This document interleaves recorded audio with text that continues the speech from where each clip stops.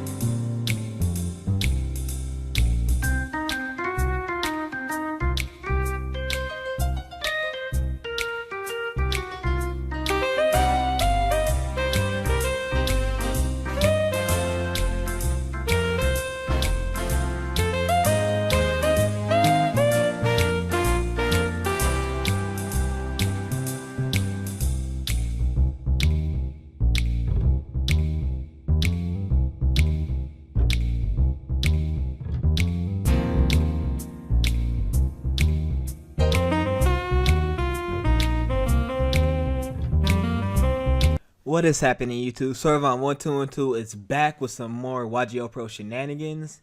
And what you guys just saw there was my Wyrm deck profile. I can't really call it yangzings because it's focused around worms rather than yangzings.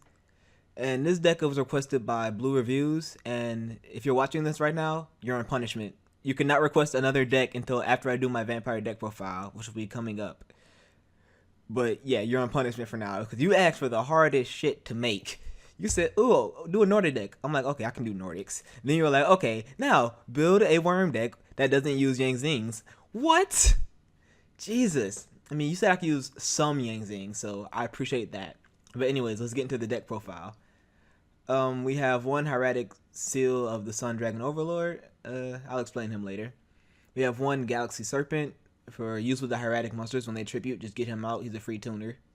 3 Tefnuit. Probably one of the best hieratic monsters and becoming one of my favorite cards really quickly. So summon out Tefnut, then tribute it, and then make your plays from there. What you'll be trying to tribute summon is Giant Pearfish. Basically, this guy has a pretty kick-ass effect.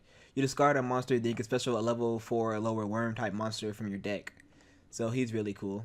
He gets you to your Suwanis and this guy. But then we have, like I said, 3 Suwanis. He's mainly here because he's a Yangzing monster and he's level 4. That's all I really cared about.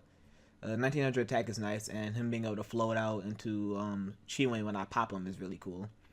Next we have one Hieratic Dragon of Jabeb. This is also some more tribute fodder, as I can get out Seal Dragon Overlord when I tribute him off, and I can probably go for a rank 8 if I have Boxer on the field. Which is really important because the Super Quantum Mega BS cards are still a thing. I have to have it out for them in every deck I make now, which is really, really annoying.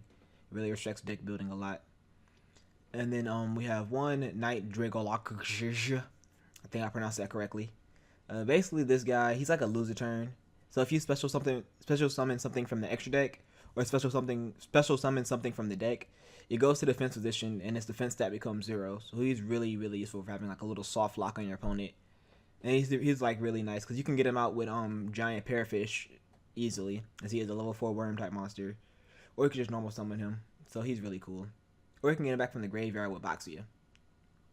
Next we have 2 Gemknight Lazuli, because when I'm doing my Brilliant Future, I can send Gemknight Lazuli and then Chiwin, and then I can get back Galaxy Serpent from my graveyard to normal summon for another tuner. So that's cool. Then we have 2 Chiwin because Chiwin is another Yangzing monster to kind of float around with Yazi a little bit. Not Yazi, Suwani a little bit. And also he is a light type monster, so he is a target for Brilliant Fusion to send to the graveyard when I'm going for Seraphonite. So that's why we have 2 Chiwin. Then we have 2 instant fusions for extending plays, getting out Queen Dragon Djinn occasionally, and then Metaphys Horus also. 1 Raigeki, because Raigeki kicks all the ass, so just clear the board. 3 Hieratic Seal of Convocation, get to our Tefnuts and our Jabebs if we want to. 1 Foolish Barrier, sending Chiwin, Gemknight Lazuli, sometimes we want to get Galaxy Serpent back to hand. 2 Mystical State Typhoons, because back row hate is back row hate, and because Giant Pearfish requires me to discard a card, I'm not going to use Twin Twister in this deck because I need to have some monster in my hand so I can have something to discard. Then 3 Brilliant Fusions, get out that Seraph Knight, get that extra normal summon, and then continue to make my plays. Really nice card. The star player of the deck, Draco Senshin. If this card didn't exist, this deck wouldn't exist. I am dead serious. Basically, this card, you can tribute 1 Dragon type monster that has a level, and special summon one Wyrm type monster with the same level as a tributed monster's original level. And if you do, any monster destroyed by battle with that monster is shuffled into the deck. So after reading this card effect, I'm like, holy shit, hieratic monsters kick all the ass. So I'm like, okay, please tell me there's a good level 6 Wyrm type. And lo and behold, Giant Fairfish is the level 6 Wyrm type. So, Tefnuit, Draco Senshin, get out Pearfish, get out Galaxy Serpent, Pearfish Effect, get out Sawani, Galaxy Serpent, and that Megaloxia, shuffles all the way back to the deck. Pops Sawani, get out Chiwin, and then pull like another monster from the graveyard and special summon it. And then Brilliant Fusion or Instant Fusion for more extended combos. That was like my thought process behind building this deck. And also, the point of Jabeb is when you tribute Jabeb off with this card, because this does tribute, so high effects activate. If you tribute off Jabeb while you have Boxy on the field, you can go ahead and make your out that giant quantum mega bullshit card. Next, we have 2 Supply Squad, because I will be popping my stuff with Boxia. And being able to draw a card off of it is pretty cool, because we're not playing regular Yangzings, so I don't mind drawing. 1 Stormy Mirror Force, a little bit of defense. And then 2 Breakthrough Skills, once again, a little bit more defense. And also, we do play like a decent bit of continuous cards, so finishing was kind of stupid. I didn't want to clog my entire back row up. Then 2 Call of the Haunted. And now onto the extra deck, which I will have to explain a little bit. 2 Seraph Knight, because Brilliant Fusion. 1 Norden, because of the instant fusions. 1 J Fong of Phantom of the Yangzing. He's a pretty cool card. Just a generic level 9 Yangzing Wyrm monster. That's what's really important, the fact that he's a worm. Because this guy, he doesn't discriminate. Even if I special summon something from my deck or extra deck, he's gonna put it to defense position and make his defense 0, unless it's a Wyrm type. So all these Wyrm type synchro monsters are here, so I can kind of like lock my opponent down, but be perfectly fine. Also, if I destroy a card, I can grab a tuner in my hand of the same level, so that's kind of cool, I guess.